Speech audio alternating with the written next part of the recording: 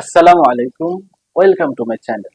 প্রিয় শিক্ষার্থীরা, আমরা আলোচনা করতেছিলাম আইসিটি তৃতীয় অধ্যায়ের প্রথম অংশ নিয়ে। আমরা গত ক্লাসে আলোচনা করেছি কিভাবে একটি দশমিক সংখ্যা থেকে বাইনারি, অক্টাল এবং হেক্সাডেসিমেলে রূপান্তর করতে পারি।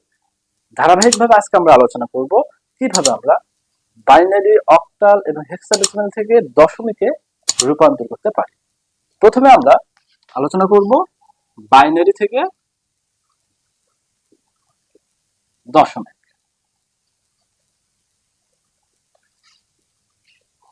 মনে করো আমাদের পরীক্ষায় একটি সংখ্যা দেওয়া আছে 11001। এই সংখ্যা পদ্ধতি হচ্ছে আমাদের বাইনারি। এখন পরীক্ষায় আমাদের উত্তর দিতে বললো, এটাকে আমাদের দশমিকে রূপান্তর করতে বলবে। এর আমরা কিভাবে রূপান্তর করতে পারি? জাস্ট আমরা কি করবো, এখানে যে সংখ্যাগুলো আছে, আমাদের অঙ্কগুলো আছে, প্রত্যেকটার সাথে জাস্ট 2 গুণ করব, আবার যোগ দেবো। তারপর আবার 1 আছে, 1 এর সাথে 2 গুণ দেবো, আবার যোগ করব। 0 এর সাথে আবার 2 গুণ দেবো, আবার যোগ দেবো। আবার 0 এর সাথে 2 গুণ দেবো, আবার যোগ দেবো। আবার 1 এর সাথে 2 গুণ দেবো, শেষ। দেখো আমাদের জাস্ট প্রত্যেকটা অঙ্কের সাথে কি করলাম, আমরা 2 জাস্ট যোগ করলাম। কেন 2 যোগ করলাম? যেহেতু আমাদের এটা হচ্ছে বাইনারি সংখ্যা পদ্ধতি। যদি আমাদের অক্টাল বলতো, তাহলে অক্টাল ছিল কত, ভিত্তি 8, জাস্ট প্রত্যেকটার সাথে 8 গুণ করতাম। যদি বলতো হেক্সাডেসিমেল, তাহলে প্রত্যেকটার সাথে আমরা 16 গুণ করতাম। তাহলে এখানে আমাদের এখন যখন আমাদের এটা কাজ হয়ে গেল, তখন সর্বশেষ যে 2 বসেছে, এখানে হবে 0, তার আগের টুতে হবে 1, তার আগের টুতে হবে 2, তারপর হবে 3, তারপর হবে 4। জাস্ট আমরা কি এভাবে আমরা খুব সহজে আমরা রূপান্তর করতে পারবো। জাস্ট প্রথমে আমরা কি করবো, প্রত্যেকটা সংখ্যার সাথে 2 গুণ করবো, তারপর আবার যোগ চিহ্ন দেবো, আবার 1 এর সাথে 2 গুণ করবো, প্রত্যেকটা সংখ্যার সাথে কি আমরা 2 দেবো। এরপর কি সর্বশেষ যে আমাদের ডান দিকে 2 আছে, এই 2 এর উপর পাওয়ার হবে 0, তারপরে 2 এর উপর পাওয়ার হবে 1, এরপর যত বাম দিকে আসবো এক এক করে বৃদ্ধি পাবে। 1 2 3 4, এদিকে যদি আরো থাকতো তখন 5 6 7 8 9 10 হতো। এখন দেখো আমরা এটা কিভাবে সমাধান করবো। 1 এর সাথে যদি আমরা 2 এর পাওয়ার 4 দেই, 2 কে যদি 4 বার গুণ করি, তাহলে হয়ে যায় আমাদের 16, যোগ 1 গুণন 2 এর পাওয়ার 3, মানে এটা হচ্ছে 8। যে কোনো সংখ্যার সাথে যদি 0 গুণ করি আমরা, সংখ্যাটার মান হয়ে যায় অটোমেটিক 0। তাহলে এই সংখ্যার সাথে যদি আমরা গুণ করি 0 এর সাথে যে কোনো সংখ্যা, তাহলে 0 হবে। এখন দেখো এখানে 1 আছে গুণন, কোন সংখ্যা বা পাওয়ার যদি 0 হয়, তাহলে এটা মান হয়ে যায় কত, 1। মনে করো আমাদের এখানে আছে 100, কত আছে 100, 100 এর উপর পাওয়ার যদি 0 থাকে, তাহলে এর মানও হয়ে যাবে কত, আমাদের হয়ে যাবে 1। এখন আমরা তাহলে 16 কে কত হয়, 16 যোগ 8 কে 8, 0 যোগ 0 যোগ 1 কে 1। এখন আমাদের দেখো 16 আর 8 যোগ করলে 24, 24 এর সাথে 1 যোগ করলে হয় 25। এই যে এটা আমাদের কি, এটা ছিল আমাদের বাইনারি, এর দশমিক হচ্ছে কত, 25 হচ্ছে দশমিক। দেখো আমরা খুব সহজেই বাইনারি থেকে দশমিকে কিভাবে রূপান্তর করা যায় আমরা শিখে ফেললাম।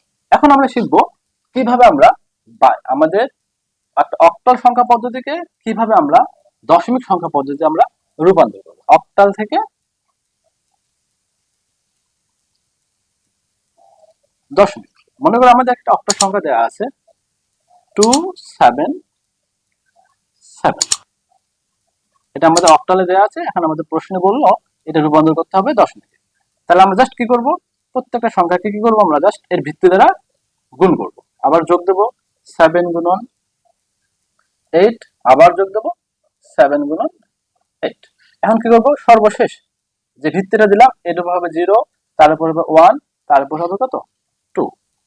তাহলে দেখো আমাদের এখানে হবে, তাহলে 2 গুণন 8 কে যদি 2 বার গুণ করি 64 হয়। আবার 7 গুণন 8 এর উপর পাওয়ার যদি আমরা 1 দেই, তাহলে যে কোনো সংখ্যার উপর পাওয়ার 1, মানে ওই সংখ্যাটা হবে 8। 7 গুণন 8 এর পাওয়ার যদি 0 থাকে 8 এর উপর, তাহলে এর মান হয়ে যায় 1। তাহলে দেখো আমাদের 2 কে যদি 64 দ্বারা গুণ করি, তাহলে হবে 128। আবার যদি 27 টা 56, তারপর 7 কে 7। এখন সর্বশেষ আমরা এই তিনটে কি করবো, আমরা যোগ করব। যোগ করলে এর আনসার আসে 21 1 5। 9 আওয়াল 191। সর্বশেষ আমাদের এটা আমাদের অ্যান্সার কত আসবে? 191। তাহলে 277 যদি আমাদের 277 যদি হয় আমাদের অক্টাল, তাহলে এর দশমিক হচ্ছে কত হবে? এর দশমিক হবে 191। তাহলে এটা হচ্ছে আমাদের কি অক্টাল থেকে দশমিক সংখ্যা রূপান্তর করার নিয়ম। এখন আমরা শিখবো, সর্বশেষ শিখবো আমরা আজকে, যে আমরা কিভাবে হেক্সাডেসিমাল সংখ্যা পদ্ধতিকে কিভাবে আমরা দশমিক সংখ্যা পদ্ধতিতে রূপান্তর করতে পারি। হেক্সাডেসিমাল থেকে আমরা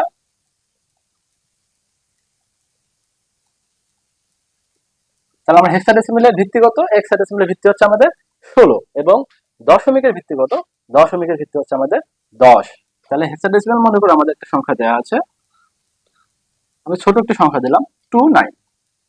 এটা মনে করে আমাদের দেওয়া আছে হেক্সাডেসিমালে, পরীক্ষা আমাদের রূপান্তর করতে বললো দশমিকে।